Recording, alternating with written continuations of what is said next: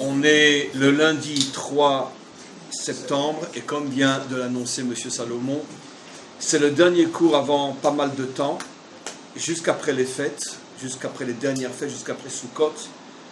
Donc on est aussi la veille de Rosh Hashanah et on est censé, dans ce dernier cours de cette année, on se revoit l'année prochaine, pour une année de plus, chez la famille Caïn, Be'ezrat Hashem. Et donc on va essayer dans ce dernier cours de prendre des forces avec lesquelles on va pouvoir terminer l'année, surtout commencer l'année, et se retrouver dans les meilleures conditions dans quelques semaines après la fête de Sukkot.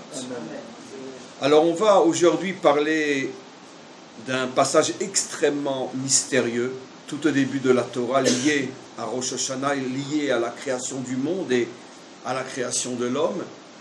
Un des passages les plus mystérieux, les plus cachés, les plus difficiles à comprendre, qu'on va essayer, nous, d'interpréter de la manière la plus simple, la plus facile, car comme je l'explique toujours, la Torah nous a été donnée dans toute sa profondeur et dans tous ses mystères les plus cachés, les plus incroyables, et notre devoir à nous, en tant qu'étudiants et enseignants la Torah, c'est de la rendre claire, visible et facile, de telle manière à ce que même un enfant de 6 ans pourrait comprendre les choses telles qu'elles ont été expliquées et traduites par celui qui les a compris et qui les transmet. Donc quel est le mystère dont je parle? Comme on le sait, Rosh Hashanah, ou plutôt comme on est censé le savoir parce qu'on l'oublie, Rosh Hashanah c'est bien sûr le jour de la création de l'homme. Mais qu'est-ce que l'homme selon bien sûr les codes bibliques, On ne parle pas maintenant de l'histoire de nos ancêtres Adam. Selon le code biblique, qu'est-ce que Adam a fait le premier jour de sa création? Qu'est-ce qu'il a fait? Qu'est-ce qu'il a fait? Il a nommé des animaux. Il a nommé toutes les créatures du monde, effectivement. Pourquoi? Parce que son maître, comme vous le savez, était... Mais non, il avait mieux que ça. Son maître était Albert Camus, qui disait « Mal nommer les choses, c'est ajouter au malheur du monde ». Et donc, automatiquement, il a bien nommé les choses, selon les enseignements de son grand maître, Albert Camus. Très bien. Donc, l'une des premières choses qu'il a fait, c'est nommer les choses. Comprendre, trouver le sens, la place, la fonction de chaque chose. Mais ce n'est pas fini. Qu'a-t-il fait encore le premier jour? Ben, il est tombé amoureux. Ben oui, il s'est marié. Et ce jour-là, c'est de lui que vient l'expression « il est tombé sur un os ». Parce que sa femme a été prise à partir d'un os. Et il est donc tombé sur un os. Donc, l'élève d'Albert Camus, très français, il est tombé sur un os. Donc, on voit qu'il avait des origines françaises, Adam Arishon. Quoi de plus encore? Je suis sûr que l'essentiel, vous n'allez pas le dire. Il a mangé le fruit des pommes. Bien sûr, la femme nous a sauvés, une fois de plus. Mais la chose la plus importante, c'est que le jour où il a été créé, il a fauté. Toujours selon les codes et les explications bibliques. Mais le jour où il a été créé, il a fauté. Il a fauté le 6e jour, le jour de sa création. Et à partir de cette faute, tout a mal commencé jusqu'à aujourd'hui, jusqu'à ce qu'on réalise le tikkun final, la réparation qui s'appelle la délivrance finale, et toute l'histoire humaine d'Israël et des 70 nations, avec tous ses hauts et surtout ses bas, est la conséquence directe de la faute de Adam Arishon. Mais Rashi nous dit sur place que quelque chose s'est passé avant sa faute, quelque chose s'est passé qui est d'une certaine manière responsable de sa faute, pas au point de lui enlever son libre arbitre, mais qui a contribué à une sorte de peau de banane sur laquelle il aurait pu éviter de marcher, mais malgré tout la peau de banane était là, elle l'a fait glisser, et c'est de cette manière-là qu'a eu lieu la faute. Alors je ne vous demanderai pas si vous savez ce qu'était la peau de banane, c'est sûr que vous ne le savez pas, parce que rares sont ceux qui le savent. Non, à part sa femme c'est pas une peau de banane, c'est un avion de chasse. Mais, non, Je parle d'une peau de banane, pas d'un avion de chasse, avec des bombes, des mitraillettes et des... Comment? Un avion de chasse. Une peau de banane. C'est que le jour où Hachem a créé la végétation, il a créé les arbres, et toujours selon les codes bibliques, évidemment, on reste dans le code. Selon le code biblique, il a demandé aux arbres de pousser de telle manière à ce qu'ils soient, dit le verset, etz peri ose peri. Un etz, un arbre, mais qui soit en même temps fruit, c'est-à-dire, comme explique Rashi, que si on aurait pris une... C'est des codes, encore une fois, ne prenez pas ça à la lettre, je vous en supplie. Que si on avait décroché un morceau d'écorce, il y a certains arbres qui sont comme ça encore dans le monde, où on peut manger l'écorce aussi, mais Hachem voulait que ça soit tous les arbres, on prenne un morceau d'écorce, l'écorce était mangeable, à plus forte raison le fruit qui certainement, dès le départ du projet divin, devait être meilleur que l'écorce elle-même. Mais la Torah nous dit « etz peri ose peri », que le fruit se retrouve dans l'arbre lui-même. Et qu'est-ce que le verset continue et nous dit? Que la terre a sorti etz ose peri. Elle a sorti uniquement un arbre qui donne des fruits, mais pas un arbre qui est en même temps un fruit. Le changement dans le même verset ne peut pas ne pas ouvrir les yeux des maîtres d'Israël, et tout de suite ils remarquent et nous font remarquer, tiens, la terre n'a pas respecté ce qu'on lui a demandé de faire. Pourquoi s'est-elle contentée de sortir un arbre fruitier et non un arbre fruitier? Rashi répond, Hachem n'a pas voulu punir la terre dès sa faute. Hachem va attendre la faute de Adam Arishon, qui lui va fauter en prenant de l'arbre de la connaissance au lieu de l'arbre de la vie.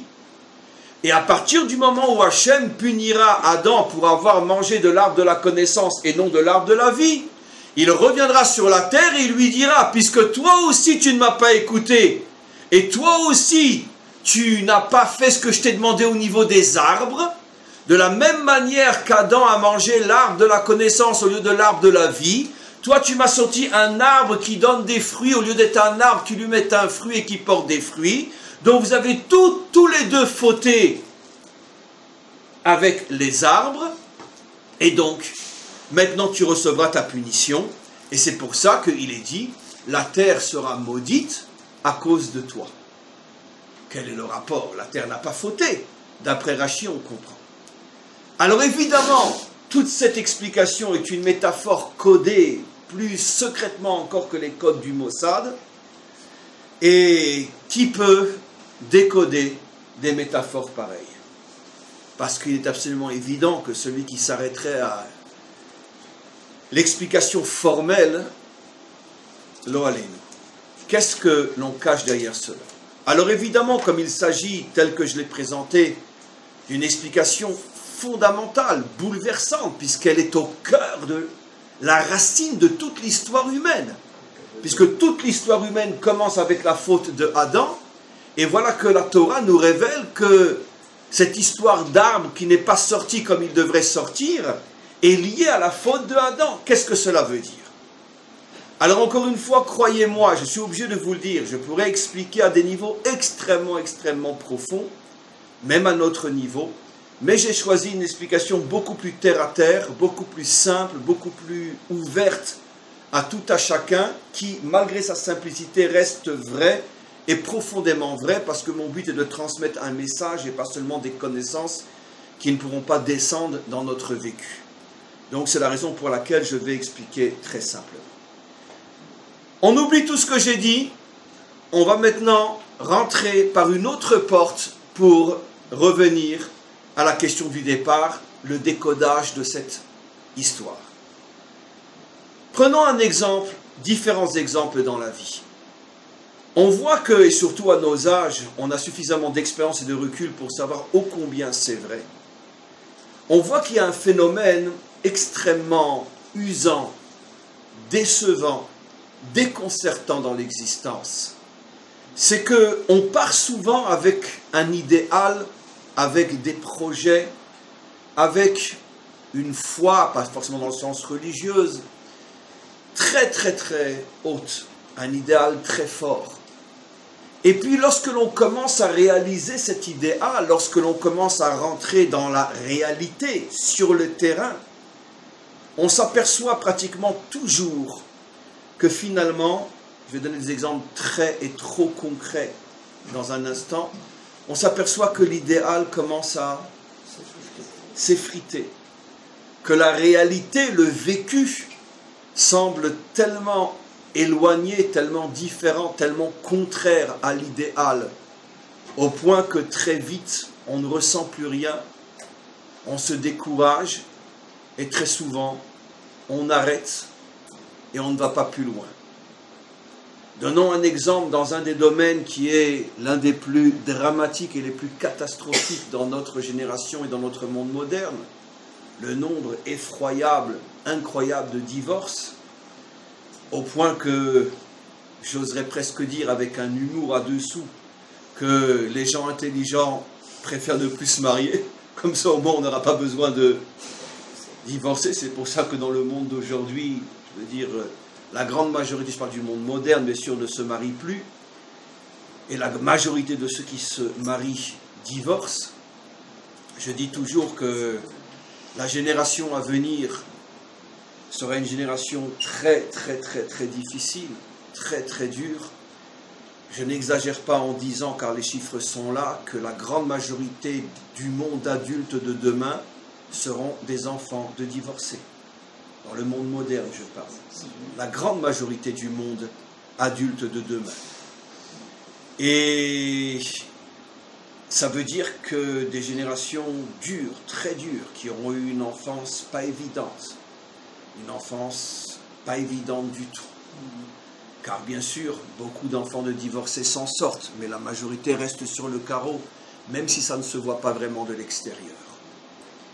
Pourtant, il est sûr et certain, absolument sûr et certain, que au départ, cet homme et cette femme s'aimaient sincèrement.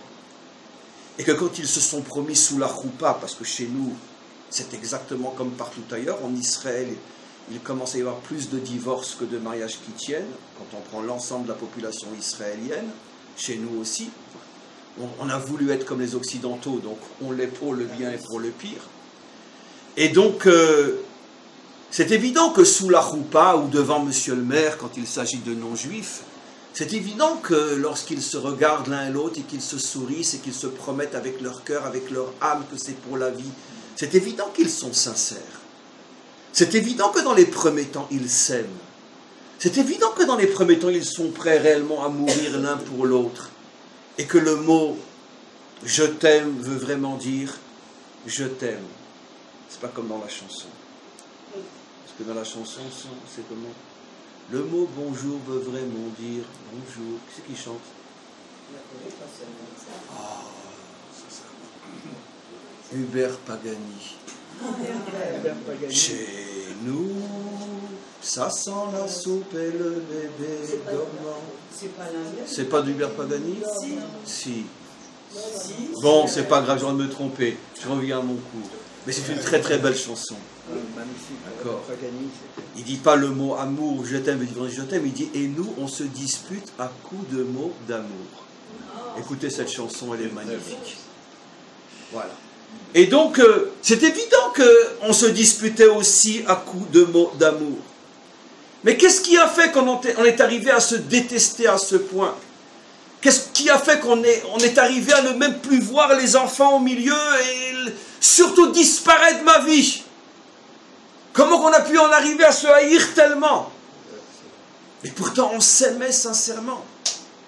Mais parce que l'amour au départ n'avait pas encore été confronté à la réalité, au quotidien, au tous les jours, à l'usure, à la fatigue mentale de ce monde.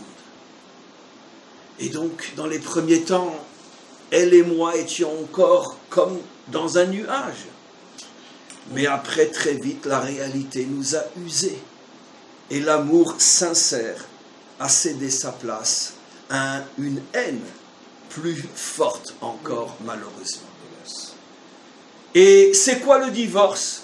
C'est tout simplement le refus d'aller plus loin parce qu'on n'y croit plus. La réalité nous a eu, comme on va le voir dans quelques instants. Un autre exemple. Allez, je vais faire mon alia. Hava, Nagila, Hava, j'arrive avec un kovashtem, comment on dit, un kovatembel sur la tête. Dès que j'arrive, je descends de l'avion, je vais me prendre un petit houmous avec une pita. Très bien. Et pendant des années, on a dit les Shana Babirushalayim. Très bien. Ce que je vais dire n'est pas vrai pour tout le monde, mais c'est surtout vrai pour ceux qui arrivent ici et qui rentrent vraiment dans la vie israélienne, le travail, etc. Ou qui arrivent jeunes et qui font l'armée, qui après font des études et qui travaillent et qui sont vraiment israéliens. Ceux qui arrivent beaucoup plus tard et plus vers l'âge de la retraite, on pourrait dire évitent plus ou moins ce que je vais dire. Mais dans une alia relativement tôt, on arrive en Israël, on se rend compte très très vite que Hava Nagila Hava, c'est-à-dire allez nous allons danser, c'est plutôt Oy Voy Bechia Bechia. Oy Voy, on va pleurer, parce que la vie ici elle n'est pas simple. Elle n'est pas simple, la mentalité est différente, le contexte est différent, tout est différent. Pour nous, petits Français qui venons de Paris, une petite vie, ou vous qui venez de Los Angeles, ou un autre qui vient de Bruxelles, ou peu importe, alors vous venez de Suisse, alors là, je veux dire, on arrive en Israël, je veux dire, mais c'est un pays de fous, c'est le Far West ici. Surtout, encore une fois, si on prend le pays relativement tôt et relativement jeune, pour passer par tout ce qu'un Israélien traverse. C'est pas facile, c'est pas évident. Et vous savez que lors malheureusement de la vague des derniers attentats à Paris, il y a quelques années, il y a eu une vague, une alia inimaginable. Inimaginable, comme jamais on a presque rattrapé les Russes dans les années 90, à cette époque-là. Vous savez, ça on ne le dit pas vraiment, mais je peux vous le dire, c'est pas enregistré. Vous savez combien sont repartis de cette alia extraordinaire? 40% ont quitté le pays. Je le sais, de chiffres sûrs en travaillant avec des gens de l'agence juive. Mais ça, on ne le dit pas. 40% de ceux qui sont montés après toute la vague d'attentats il y a quelques années, etc., 40% sont repartis. Pourquoi? Parce que pratiquement 90% de ceux qui étaient montés étaient de jeunes couples, en pleine vie professionnelle. Vous savez qu'aujourd'hui, l'alia, c'est beaucoup une alia de jeunes couples, en pleine vie professionnelle, qui ont laissé derrière eux, malgré tout, beaucoup de facilité. Ils arrivent ici en Israël. Même si tu as la chance de retrouver le même travail, il est sûr que les premières années, tu gagneras 10 fois moins. Dans tous les domaines, en France, tes enfants étaient à l'école jusqu'à 6h ou 7h de l'après-midi, et ici à 2h de l'après-midi, ils se retrouvent dans la rue et les parents travaillent. Qui c'est qui va s'occuper d'eux?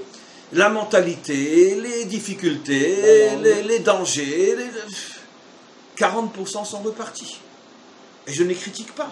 C'est pas évident quand tu as 40 ans, tu es en pleine vie professionnelle, tu vivais dans le 16e, dans le 17e, même dans le 19e, tu vivais comme plus ou moins les Juifs vivent à Paris avec une situation plus ou moins correcte. Tu arrives ici, il faut tout recommencer à zéro. C'est pas évident. C'est pas facile.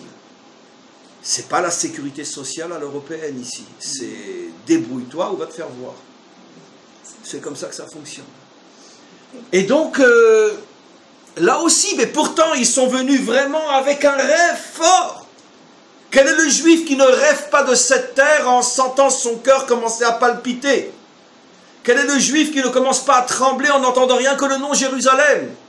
Quel est le juif qui ne pleure pas lorsqu'il entend la chanson Yerushalayim Shel Za'av? Quel est le juif qui ne pleure pas lorsqu'il entend la Hatikva? Quel est le juif qui ne pleure pas, même dans une choupa à Paris, lorsqu'on a la chance d'avoir un bon chanteur qui, avant qu'on brise le verre, nous chante Imishkacher Yerushalayim? Combien de larmes ont déjà été versées sur Imishkacher Yerushalayim? Et pourtant, la réalité nous rattrape, elle nous prend à la gorge, on baisse les bras et on ressort.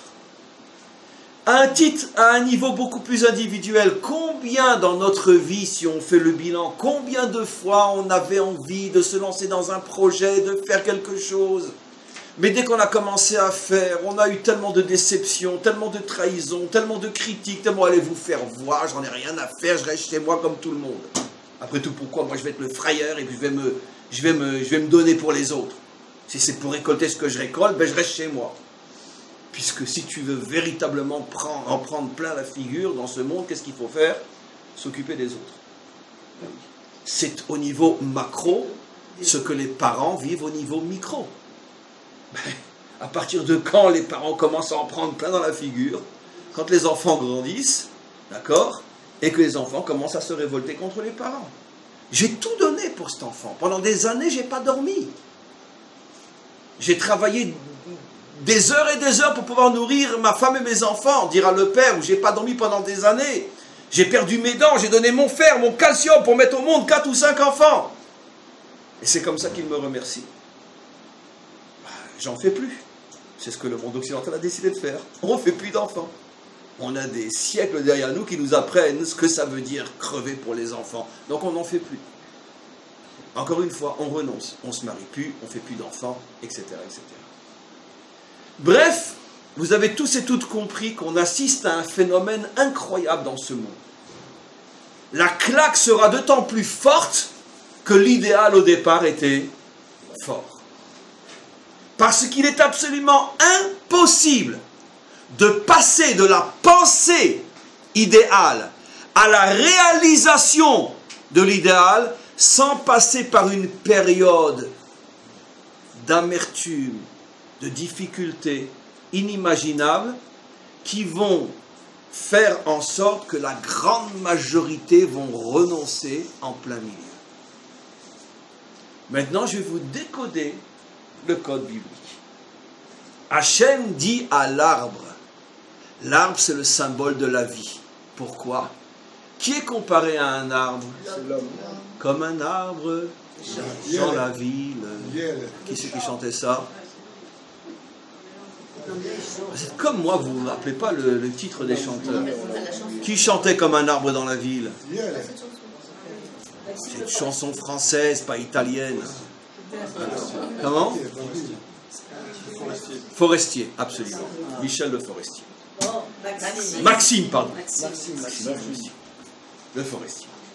Donc pourquoi l'homme est comparé à un arbre?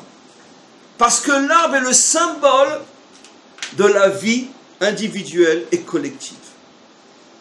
Un arbre a des racines. Un arbre, pour pouvoir pousser, il lui faut d'abord des racines.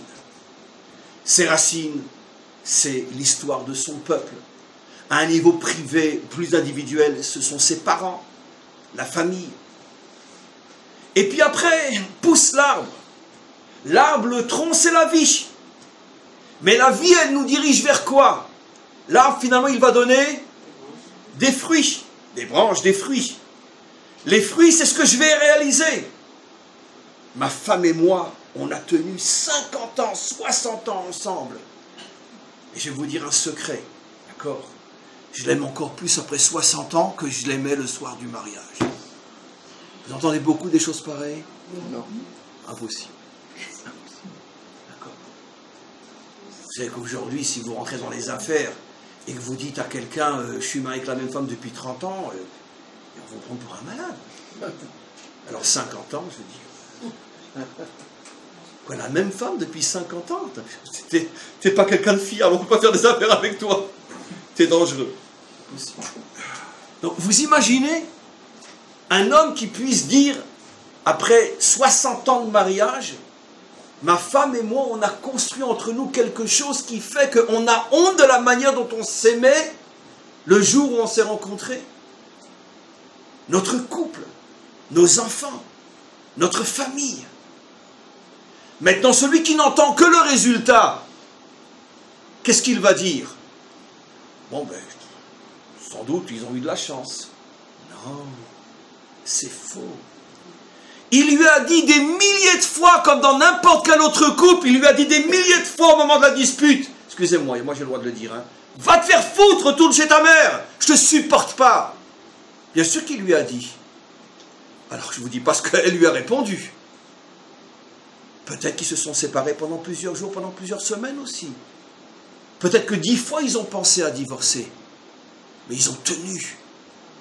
Ils ont compris qu'ils sont dans la période du tronc, dans la période de l'arbre. Pour l'instant, rien n'est mangeable. Mais il faut tenir, parce que si tu tiens, cet arbre, il donnera des fruits.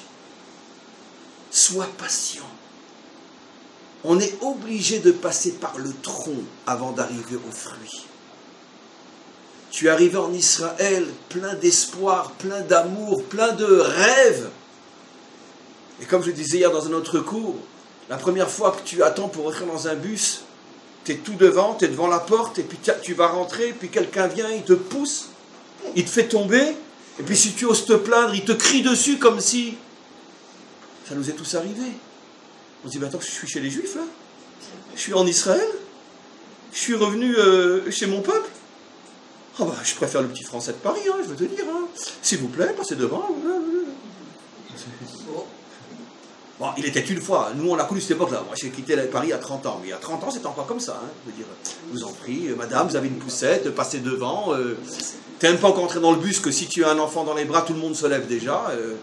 Allez trouver dans un bus israélien, tout le monde se lève. Ça commence. Vous venez d'arriver, ça commence. Il y a 20 ans, ça n'a même pas commencé le commencement. Parce que c'est le Far West ici. C'est pas la mentalité française. C'est pas la mentalité occidentale. Ici, les gens, leur tête, elle est ailleurs. Et donc, là aussi, si c'est 40% qui malheureusement sont retournés dans leur cimetière en France, parce que qu'est-ce que c'est la France pour un juif si ce n'est un cimetière? Ces 40%, s'ils avaient tenu le coup, s'ils avaient compris qu'ils sont dans la période tronc, et que pour l'instant c'est vrai, c'est immangeable. Surtout, n'essaye pas de manger, tu vas te casser les dents. Attends, le fruit va pousser, attends. Mais quand le fruit va pousser, alors tu arriveras à pouvoir dire ce que je vais dire au nom de chacun d'entre vous, et sans la moindre pédance, car c'est sûr que c'est vrai. Quelqu'un viendrait ici et me dirait, Chaim, je te donne 10 millions d'euros, tu retournes en France. Je ne comprendrais même pas la question. Je ne comprendrais même pas la question. Je n'aurais même pas besoin de faire un milliardième d'effort pour me poser la question, est-ce que je dis oui, est-ce que je dis non? Pourquoi? C'est comme s'il me demandait, est-ce que tu es d'accord, je te ramène en France mort? Si je suis mort, à quoi ça me sert de retourner en France? Je préfère rester vivant en Israël que de retourner mort en France. Ça n'a aucun sens. Et ce niveau-là, on l'a tous aujourd'hui. Je suis sûr. Ou on est proche de l'avoir. Parce qu'on commence maintenant à voir le fruit de l'Aliyah se dévoiler en nous. Lorsque la lumière de cette terre, lorsque la lumière de ce peuple se dévoile à nous, mais on préférait mourir 100 fois plutôt que de quitter ce pays et repartir de là où on vient. Vous savez que c'est la raison pour laquelle il y a une tradition qui n'est pas répandue chez tous les juifs, mais qu'on enlève le couteau de la table lorsque l'on fait le Birkat Hamazon. Parce que tout début de l'exil de Babylone, lorsque certains juifs sont arrivés au passage où venait Yerushalayim, Ira Kodesh, ils étaient à Bagdad, ça les a rendus fous, ils ont pris le couteau, ils se l'ont planté dans le cœur, rien qu'en pensant qu'ils étaient nés à Jérusalem, et maintenant ils étaient à Bagdad. Ils se sont dit, attends, mais qu'est-ce que je fais ici? Qu'est-ce que je fais ici? Mieux vaut être mort à Bagdad que d'être vivant à Bagdad. Surtout quand tu as connu Jérusalem. Mais ça, c'est le fruit qui se dévoile en chacun d'entre nous, qu'on ne peut même pas expliquer à quelqu'un, parce que c'est où tu le sens ou tu ne le ressens pas. Tu peux expliquer excusez-moi, mais tu peux expliquer à un aveugle ce que sont les couleurs. Tu peux expliquer à un sourd ce qu'est un son. Tu peux expliquer à quelqu'un qui n'a pas encore le bonheur d'avoir ce fruit de la terre d'Israël briller en lui, tu peux lui expliquer ce que c'est la terre d'Israël. Tu peux juste lui dire, attends, tu arriveras à la même situation que moi, attends. Quand un couple est en train de se déchirer, quand ils se hurlent le divorce du matin au soir et des insultes, Tu peux leur expliquer, mais attendez, vous portez en vous un fruit inimaginable. Un jour viendra où vous aurez honte de l'amour que vous ressentiez l'un pour l'autre au jour de votre mariage. Tellement vous vous aimerez des milliards de fois plus. Et c'est vrai pour tous les couples qui divorcent. Tous les couples qui divorcent. À l'exception de 2 cas où c'est un devoir de divorcer, l'infidélité et la violence. Là, tout de suite, on divorce. Mais 99% des divorces, c'est qu'un problème de mauvaise entente. C'est pas parce que l'un des deux était violent ou l'un des deux a trompé l'autre. C'est des problèmes de mauvaise entente. À ces 99% de couples, si on arrive à leur faire comprendre qu'ils sont dans le tronc, attendez, le fruit va pousser. Pour tous les projets qu'on entreprend dans la vie, et que très souvent on s'arrête en plein milieu, parce qu'on a eu tellement de critiques et de déceptions qu'on n'a plus envie de continuer. Mais si tu avais continué, Donnons un exemple simple dans la vie de tous les jours. D'abord un exemple collectif. Vous savez, Herzl est mort très jeune. Il est mort d'usure, de maladie, il a crevé tout seul. Vous savez ce qu'il a enduré dans sa vie pour faire démarrer le projet qui fait que nous sommes ici dans le plus grand des paradis que le Maître du monde a créé. Mieux encore que dans les mondes d'en haut, vivre ici à Jérusalem. Vous savez pourquoi il est mort si jeune?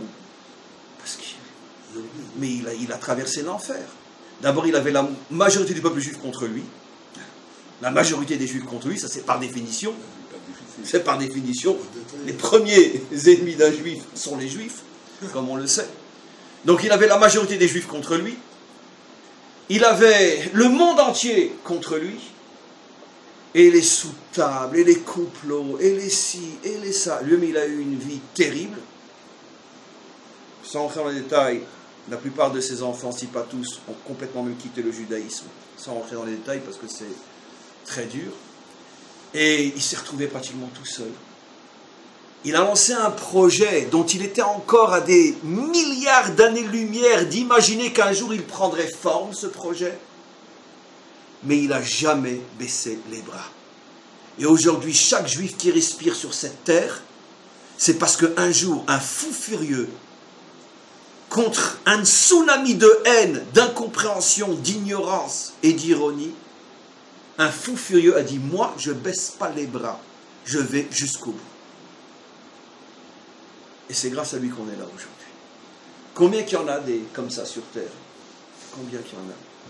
Un tous les 150 milliards d'années. Mais d'un autre côté, il a bouleversé l'histoire humaine. Il a bouleversé l'histoire de notre peuple. Et combien d'autres exemples comme ça?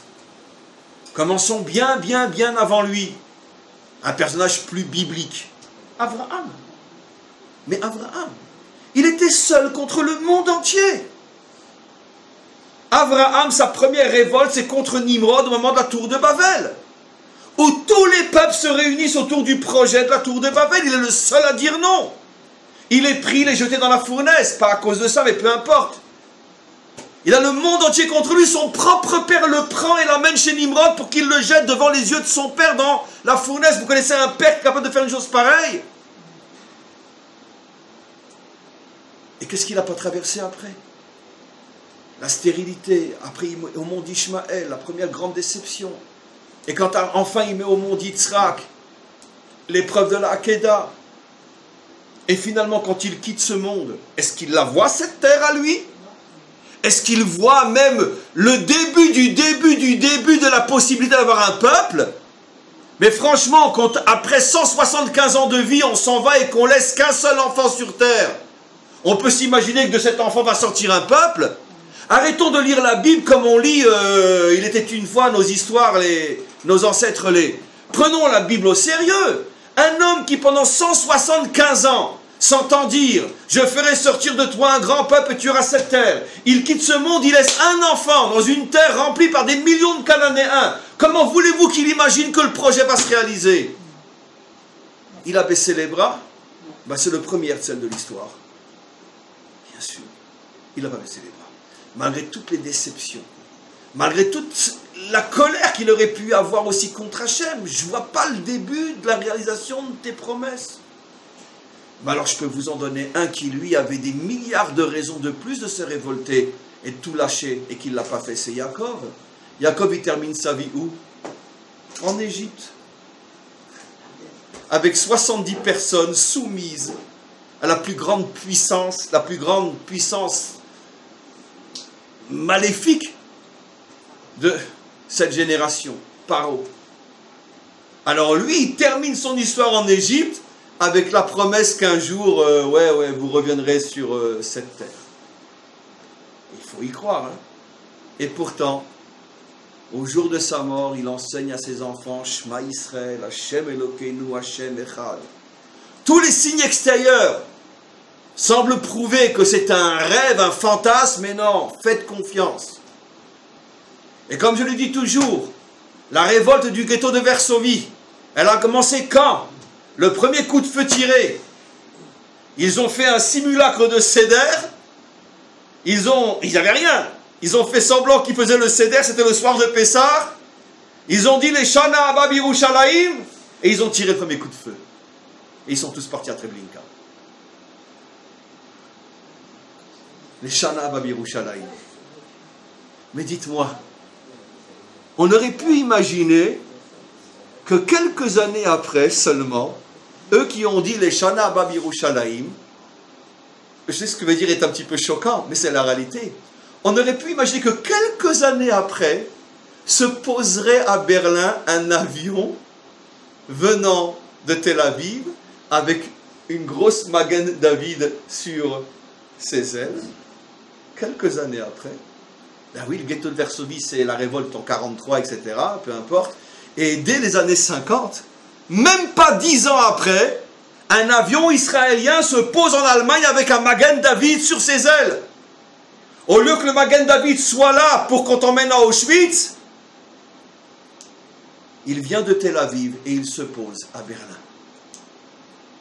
Mais ils ne se sont pas trompés quand ils ont dit les Shana Abba Birushalayim. Le coup de feu qu'ils ont tiré, ce n'était pas pour eux, c'était pour l'avenir d'Israël.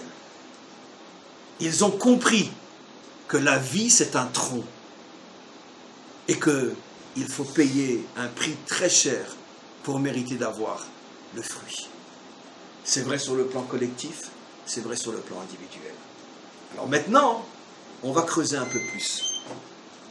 Pourquoi Hachem, je vais vous décoder cette métaphore, pourquoi Hachem dit à la terre, d'accord, bon, tu sors un tronc qui n'est pas un fruit, mais arrange-toi pour qu'il ait un petit peu le goût d'un fruit.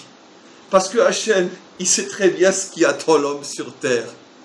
Alors Hachem, il aurait voulu, qu'Iviachol, ce sont des métaphores, il aurait voulu que la vie soit un petit peu plus douce. Que même après 20 ans de mariage, on puisse encore vibrer pour sa femme comme au premier jour. Allez, sois un peu moins dur le tronc. Arrange-toi pour que on puisse encore, jusqu'au fruit, malgré tout, avoir des moments de grand bonheur. La terre, elle a dit non. Non.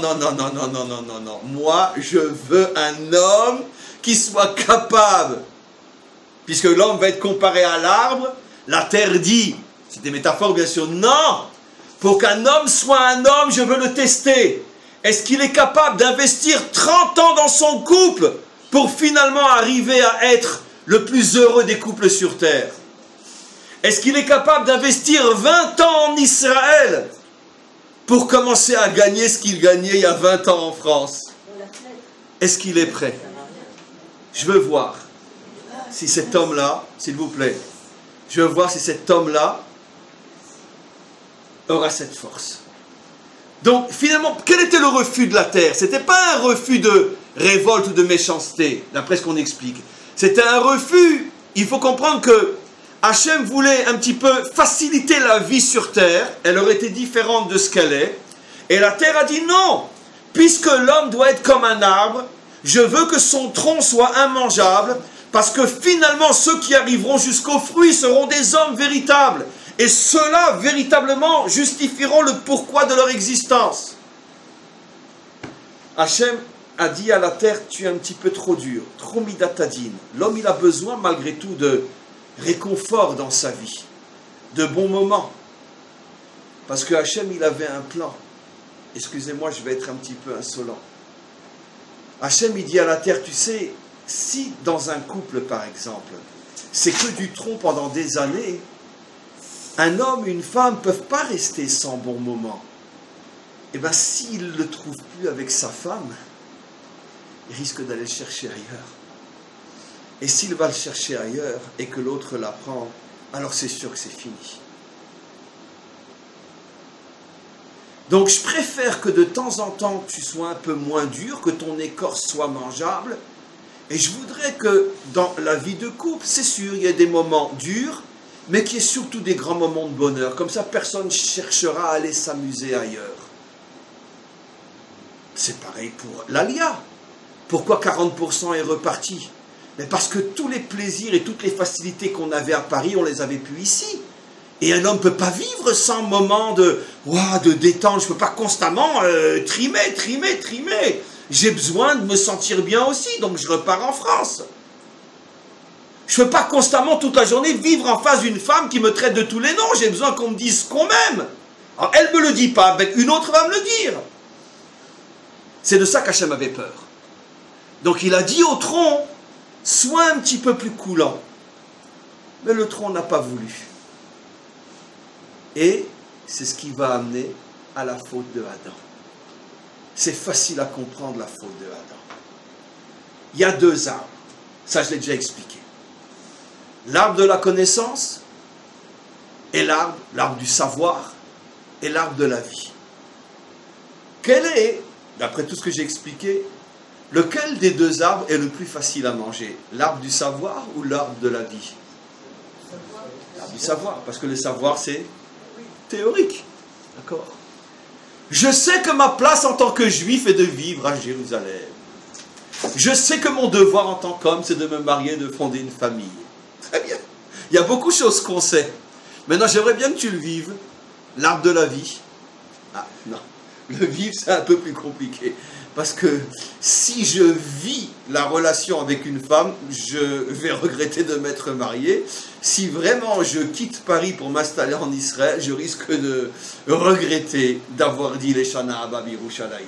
Donc je préfère rester à Paris et continuer à dire les Shana Abba Birushalayim. Je préfère dire à une femme que je l'aime, mais au moment où elle me demande en mariage, je dis excuse-moi, non, je veux t'aimer, mais sans me marier. C'est plus facile. C'est plus facile de vivre à ce niveau-là que de vivre à ce niveau-là. C'est pour ça que Adam a choisi l'arbre de la connaissance et non l'arbre de la vie. Mais pourquoi il a choisi l'arbre de la connaissance et pas de la vie? Parce que comme l'arbre qui était sorti, son tronc était immangeable, maintenant vous avez tout compris, l'homme avait peur de faire le choix de la vie. Parce que faire le choix de la vie, c'est faire le choix de la difficulté. Mes amis, avant de passer à la dernière partie du cours, il faut, pour conclure, comprendre la chose suivante. Plus un projet est idéaliste, plus il est profond, plus il est sincère, plus il est juste, et plus il faut savoir que quand tu vas commencer à le réaliser, tu vas galérer. Et ta difficulté sera à la mesure de ton projet. Et ne panique pas. Ne perds pas la tête. Ne t'affole pas. Ne te dis pas, je me suis trompé, j'aurais jamais dû, mais qu'est-ce que j'ai fait? J'aurais dû rester là où j'étais. Oh, et si j'avais su? Non! Tout ce que tu traverses, c'est parce que tu es sur le bon chemin. Tu es dans la période du tronc. Et c'est normal, le tronc n'est pas mangeable. Maintenant, on va pouvoir conclure avec notre paracha. Parashat Nitzavim. À la fin de notre paracha, il y a un verset, qui reprend exactement tout le cours d'aujourd'hui quand on sait le décoder. Hachem nous dit à la fin de cette paracha, regarde, je le dis directement en français, j'ai mis devant toi la vie et la mort, la bénédiction et la malédiction, et tu choisiras la vie. Natati lefanecha et achayim ve et amavet, et ta bracha ve et ta klala, ou bacharta bachayim. Et tu choisiras la vie. Si je comprends le verset, telle qu'elle, d'accord? J'ai mis devant toi une Mercedes et un cheval, tu choisiras la Mercedes. Excuse-moi, je n'ai pas besoin que tu me le dises. Avant que tu me le dises, j'ai choisi pas la Marseillaise, la Mercedes. J'ai mis devant toi une belle villa et un abîme, tu choisiras la villa, tu ne sauteras pas dans l'abîme. J'ai mis devant toi une femme horrible et une femme magnifique, tu choisiras la femme magnifique. J'ai mis devant toi la richesse, la pauvreté, tu choisiras... Mais c'est quoi ce verset de fou? Qu'est-ce qu'on a besoin de dire à un homme quand il a devant lui la vie et la mort, la bénédiction et la malédiction? Tu choisiras. L'explication, elle vaut des milliards. C'est tout mon cours. En vérité, il n'a pas mis devant nous la vie et la mort. Il a mis devant nous l'histoire. Mais dans cette histoire, il y a un moment où on ressent la mort et la malédiction. Et si on tient bon, on arrive à la vie et à la bracha. Vous avez compris l'explication? C'est pas qu'il a mis devant nous la richesse et la pauvreté, mais non, il a dit, j'ai mis devant vous la vie. Mais cette vie, sachez qu'elle a un moment où on a l'impression qu'on est en train de mourir, et celui qui tient bon, il arrivera à la vie. Surtout, choisissez la vie, ne vous arrêtez pas en plein milieu, ne divorcez pas après 10 ans de mariage. Ne quittez pas la terre d'Israël après 5 ans de déception. Ne renoncez pas à un projet après que vous vous êtes fait insulter, critiquer ou que personne ne vous a dit merci. Continuez jusqu'au bout. Ubacharta bachayim, ne t'arrête pas en plein milieu. Ubacharta bachayim. Mes amis, je peux le dire, en l'honneur de notre peuple, en tant que peuple, en tant que nation, s'il y a bien un peuple sur terre qui a prouvé qu'il a choisi la vie, c'est bien notre peuple. Combien de fois dans son histoire notre peuple avait la possibilité de dire, allez, j'arrête tout. Il a même essayé une fois, mais ça n'a pas marché. Au début de l'exil de Babylone, sont venus les représentants d'Israël devant le prophète Ézéchiel et lui ont dit, allez, Daï, ça suffit. On veut être un peuple comme tous les autres, on renonce à notre identité juive, on se marie tous avec une babylonienne, prochaine génération, il n'y a plus de juifs. À ce moment-là, Ézéchiel a eu une prophétie où Hachem leur a dit, d'accord, si je dois vous prendre par le cou et vous cogner, mais je vous cognerai, mais je ne vous lâcherai pas. C'est traduction en français du verset dans Ézéchiel. Bechamati eshpor alechem. Je déverserai toute ma colère contre vous, mais je ne vous lâcherai pas. Vous allez me lâcher, moi je ne vous lâche pas. Heureusement que dans le couple, il y en avait un des deux qui a dit, je continue. Parce que le problème, c'est que quand dans le couple, les deux disent l'un à l'autre, vache ta mère, là c'est fichu. Mais Hachem, il a tenu bon. Et depuis ce jour-là, disent nos maîtres, c'est rentré comme une leçon qui est dans l'ADN du peuple juif. Les Américains ouvrent les portes de Auschwitz avec des conserves et de je ne sais quoi, d'ailleurs qui ont tué plus de juifs que les chambres à gaz, comme on le sait, parce qu'ils se sont jetés sur la nourriture et comme le corps ne le permettait pas, et c'était des boîtes de conserve aussi, des milliers sont morts en mangeant les boîtes de conserve. Les Américains, ils ne le savaient pas les pauvres, ni les uns les autres, mais vous avez des milliers de juifs, quand les Américains sont rentrés, qu'est-ce qu'ils ont hurlé? Ils n'ont pas dit j'ai faim, non, ils ont dit, est-ce qu'il n'y a pas parmi vous un juif qui a une paire de tefilines? Oui. On a des milliers de témoignages de soldats américains à qui on demandait non à manger, une paire de tefilines. Non mais attends, une paire de tefilines, non mais t'as pas autre chose à demander. Franchement, une paire de tefilines. Et comme je dis toujours, en 1945, on ouvre les portes de Auschwitz, en 1948, on danse dans les rues de Tel Aviv, Imishkachea Yerushalayim. Et 80% de ceux qui dansent dans les rues de Tel Aviv ont tous un numéro sur le bras. Ils sont à peine sortis des camps. Notre peuple a prouvé qu'il est le peuple qui choisit la vie. Il en a gros sur la patate. Mais il n'a pas le temps de s'arrêter et faire les comptes avec Hachem. Il n'a pas le temps. Parce qu'il a fait le choix de la vie. Rien ne nous arrêtera. Et chacun d'entre nous, en tant qu'individu, on doit apprendre de ce peuple héroïque. On doit parfois être capable de prendre du recul et de regarder l'histoire de ce peuple. Mais qu'est-ce qu'on n'a pas traversé? Mais qu'est-ce qui ne nous est pas arrivé? Et jusqu'à aujourd'hui encore, la haine inimaginable des dirigeants des nations à notre égard, ce complot international pour la disparition de l'État d'Israël, ils n'arrivent même plus à faire semblant de ne pas le dire, tellement ça devient clair aujourd'hui qu'ils regrettent tous d'avoir voté en 48. En vérité, comme je dis toujours, la raison pour laquelle ils ont voté en 48, c'est parce qu'ils espéraient que les Arabes termineraient le travail que ce crétin d'Hitler n'a pas été fichu de réaliser. Il y a beaucoup de vrai dans ce que je dis. Beaucoup de vrai. Ils se sont dit, mince alors, on a donné 5 ans à Hitler, il n'a pas été fichu de nous débarrasser de ces youpins. Allez, les Arabes vont faire le travail. Retournez en Israël pour quelque temps seulement. Et comme ils ont vu que ça n'a pas marché, 70 ans après, ils sont tous en train de dire, mais qu'est-ce qui nous a pris de voter cette loi? Et aujourd'hui, ils le disent clairement, ça a été une erreur ce vote. Et ils veulent nous ramener à Auschwitz. Rien n'a changé. Et comme je dis toujours, et ça sera vraiment le mot de la fin, regardez, par un symbole simple, le cadeau qu'Hachem nous fait, à nous, peuple de la vie. Allez, on retourne tous en France des dizaines de fois. Quand vous allez en France, vous savez ce que je vais dire. À l'aéroport, à la gare, dans tous les endroits publics, vous avez des dizaines de soldats avec une mitraillette qui sont comme ça. D'accord. Je sais pas, on se sent dans un camp militaire. On ne se sent pas en sécurité. Vous arrivez ici en Israël, un pays qui, théoriquement, est des milliards de fois plus en danger que les Français en France. Trouvez-moi un endroit en Israël où la population est gardée par des soldats d'une manière visible avec des mitraillettes et des... On se sent ici comme si on était en Suisse, à Lausanne, près du lac Léman. Ça veut dire que finalement, le peuple qui a choisi la vie reçoit véritablement la vie. Et ceux qui veulent nous enlever la vie vivent dans la terreur et terrorisés avec des soldats partout, même dans les rues. Moi, je suis effaré. Récemment, j'étais à Strasbourg, mais dans la rue, des troupes entières, 4, 5, 6 soldats avec une mitraillette dans les rues de Strasbourg.